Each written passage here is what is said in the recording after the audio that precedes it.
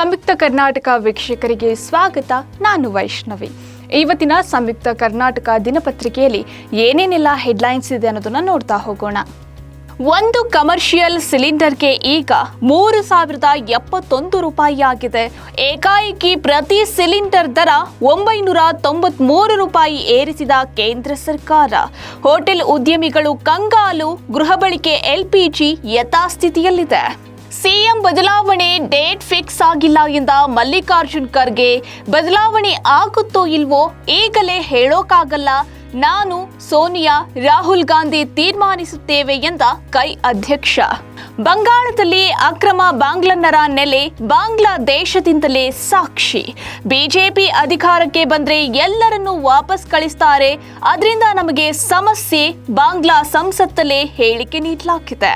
Toll booth ಇಲ್ಲದ ದೇಶದ ಪ್ರಥಮ ಟೋಲ್ ರಸ್ತೆ ಗುಜರಾತಲ್ಲಿ ಆರಂಭ. ಜಿಪಿಎಸ್ ಆಧರಿಸಿ ಶುಲ್ಕ ಸಂಗ್ರಹ ವ್ಯವಸ್ಥೆ ಮಾಡಲಾಗಿದೆ. ಇಂದಿನಿಂದ ವಿಮಾನ ಸೇವೆ ವ್ಯತ್ಯಯ.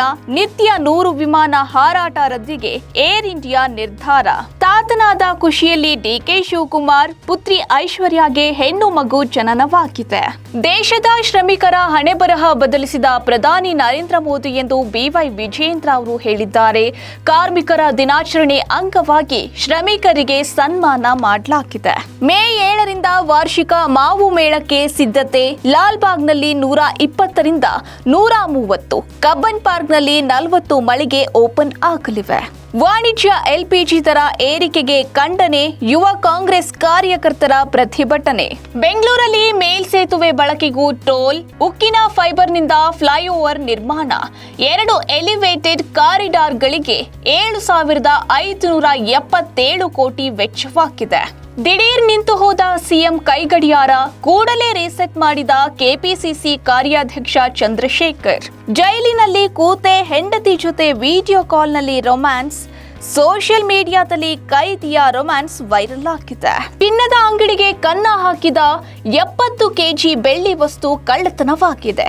ಸಿಸಿಟಿವಿಯ ಡಿವಿಆರ್ ಕದ್ದೊಯ್ದಿರುವ ಖದೀಮರು. ರೈತರಿಗೆ ಸಾಗುವಳಿ ಚೀಟಿ ನೀಡುತ್ತೇವೆ ಎಂದು ಶಾಸಕ ಇಕ್ಬಾಲ್ ಹುಸೇನ್ ಅವರು ಭರವಸೆಯನ್ನ ಕೊಟ್ಟಿದ್ದಾರೆ. ಬಗರ್ ಹುಕುಂ ಸಮಿತಿ ಸಭೆ. ಅಧಿಕಾರಿ ನಿರ್ಲಕ್ಷ್ಯದಿಂದ ವಿಳಂಬವಾಗಿದೆ. ಬೆಂಗಳೂರಲ್ಲಿ ದೇಶದ ಮೊದಲ ಅಂತರಿಕ್ಷ ತಂತ್ರಜ್ಞಾನ ಶ್ರೇಷ್ಠತಾ ಕೇಂದ್ರ ಉದ್ಘಾಟನೆಯಾಗಿದೆ. ಕಾರ್ಯವಿಧಾನ ಬಲಪಡಿಸಲು 5 ಒಪ್ಪಂದಗಳಿಗೆ ಅಂಕಿತ. ದೇವರ ಜಾತ್ರೆಗೆ ಚಂದ ಕೊಡದಿದ್ದಕ್ಕೆ 7 ಕುಟುಂಬಕ್ಕೆ ಊರಿನಿಂದಲೇ ಬಹಿಷ್ಕಾರ ಮಾಡಿದ್ದಾರೆ. ಕೇಂದ್ರದಿಂದ ಜನರಿಗೆ ದುಬಾರಿ ದುನಿಯಾ ಗಿಫ್ಟ್. ಪಾತಾಳಕ್ಕೆ ಕುಸಿದಿರುವ ಆದಾಯ.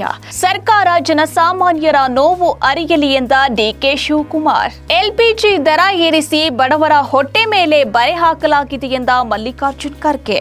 ಇನ್ನು ಹುಬ್ಬಳ್ಳಿಯಲ್ಲಿ ಮಹಿಳಾ ಮೀಸಲಿಗಾಗಿ ಬಿಜೆಪಿ ರ್ಯಾಲಿ. ನಾರಿ ಶಕ್ತಿ ವಂದನಾ ವಿರೋಧಿಸಿದ ಕಾಂಗ್ರೆಸ್ಗೆ ಸ್ತ್ರೀಯರ ಬಗ್ಗೆ ಗೌರವವಿಲ್ಲ ಎಂದ ಬಿವೈ ವಿಜಯೇಂದ್ರ ಅವರು. ಶೃಂಗೇರಿ ವಿಧಾನಸಭೆ ಮರುಮತ ಎಣಿಕೆಯಿಂದು. ಜಿಲ್ಲಾಡಳಿತದಿಂದ ಅಗತ್ಯ ಸಿದ್ಧತೆ. ಅಭ್ಯರ್ಥಿಗಳು ಏಜೆಂಟ್ಗಳಿಗೆ ಅವಕಾಶ. 17% ಇಂಜಿನಿಯರಿಂಗ್ ಪದವೀಧರರಿಗಷ್ಟೇ ಕೆಲಸ. 83% ವಿದ್ಯಾರ್ಥಿಗಳಿಗೆ ಕೆಲಸ ಸಿಗ್ತಿಲ್ಲ. ಆಕರ್ಷಣೆ, ಮಾರುಕಟ್ಟೆ ಮೌಲ್ಯ ಕಳೆದುಕೊಂಡ ತಾಂತ್ರಿಕ ಕೋರ್ಸ್. ಸಿಎಂ ಸಿದ್ದರಾಮಯ್ಯ ಕುರ್ಚಿ ಸದ್ಯಕ್ಕೆ ಭದ್ರವಾಯಿತೆ. ಹರಿಪ್ರಸಾದ್ ಹೊತ್ತು ತಂದ ಹೈಕಮಾಂಡ್ ಸಂದೇಶವೇನು? ನಿನ್ನೆಯಿಂದಲೇ ಯೂನಿಟ್ಗೆ 56 ಪೈಸೆ ವಿದ್ಯುತ್ ಏರಿಕೆ ಶಾಕ್. ಬೆಲೆ ಏರಿಕೆ ಮಧ್ಯೆ ಬೆಸ್ಕಾಂ ವ್ಯಾಪ್ತಿಯ ಗ್ರಾಹಕರಿಗೆ ಆಘಾತವಾಗಿದೆ. ಕಾರ್ಮಿಕರ ವಿರೋಧಿ ಕೇಂದ್ರ ಸರ್ಕಾರ ಎಂದು ಸಿಎಂ ಸಿದ್ದರಾಮಯ್ಯ ಅವರು ಹೇಳಿದ್ದಾರೆ. ಕಾರ್ಮಿಕರು ದೇಶದ ಆರ್ಥಿಕ ಸಾಮಾಜಿಕ ಅಭಿವೃದ್ಧಿಯ ಶಿಲ್ಪಿಗಳು. ಟ್ರಂಪ್ಗೆ ಪೆಂಟಗಾನ್ ಸುಳ್ಳು ಹೇಳ್ತಿದೆ. ಯುದ್ಧಕ್ಕೆ 9 ಲಕ್ಷ ಕೋಟಿ ಖರ್ಚು ಎಂದ ಇರಾನ್. ಯುದ್ಧಕ್ಕೆ 2 ಲಕ್ಷ ಕೋಟಿ ಖರ್ಚಾಗಿದೆ ಎಂದಿದ್ದ ಪೆಂಟಗನ್. ಶೀಘ್ರದಲ್ಲೇ ಪೆಟ್ರೋಲ್ ಡೀಸೆಲ್ ಬೆಲೆಯೂ ಕೂಡ ಏರಿಕೆಯಾಗುವ ಸಾಧ್ಯತೆ ಇದೆ. ಎಲ್ಪಿಜಿ ದರ ಏರಿಕೆ ಬೆನ್ನಲ್ಲೇ ಮತ್ತೊಂದು ಆತಂಕ ಎದುರಾಗಲಿದೆಯಾ? ಕಾದು ನೋಡಬೇಕಿದೆ.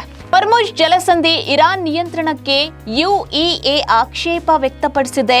ಜಲಸಂಧಿಯಲ್ಲಿ ಇರಾನ್ ಶುಲ್ಕಕ್ಕೆ ವಿರೋಧ ವ್ಯಕ್ತವಾಗಿದೆ.